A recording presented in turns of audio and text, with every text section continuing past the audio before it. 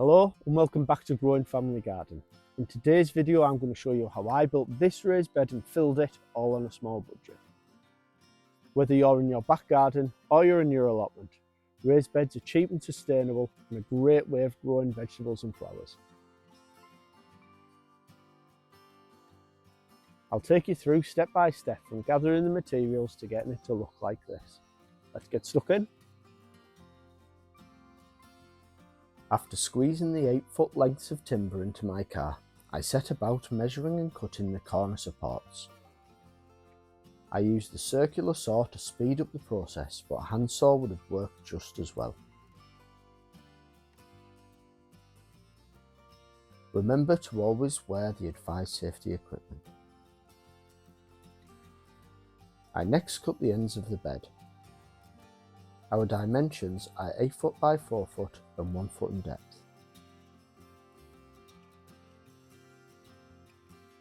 Once all the parts were prepared, I drilled pilot holes to guide the screws in straight and avoid splitting the wood in the process.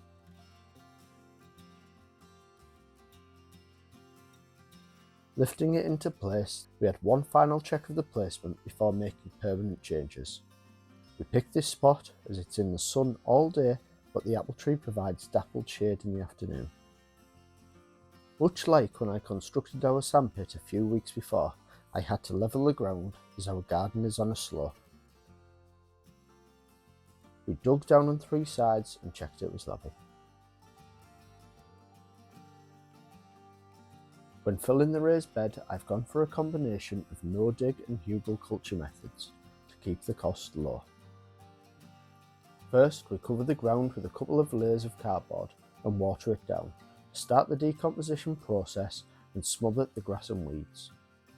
Then, in the bottom 6 inches of the bed, we use layers of dead and decaying wood packed together, which will eventually break down. This adds bulk to the bed using an otherwise wasted resource I've stacked up in a wild area at the bottom of the garden. Onto this, I add my own garden compost.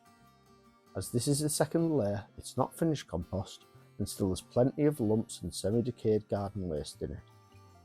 But again, over time, this will continue to break down. Watering and raking at this point helps the soil to settle into the gaps around the branches we use for the base layer. I then add a layer of screened compost to begin top dressing the last 3 inches of the bed. A number of handfuls of fish blood and bone fertilizer ensure that growing plants have all the goodness they need.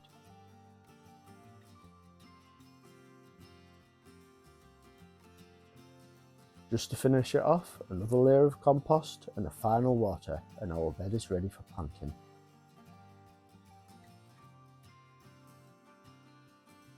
This bed costs us only £35 and a few hours to build and fill. In the coming years, we should see this as a great investment. Why not try to build one yourselves?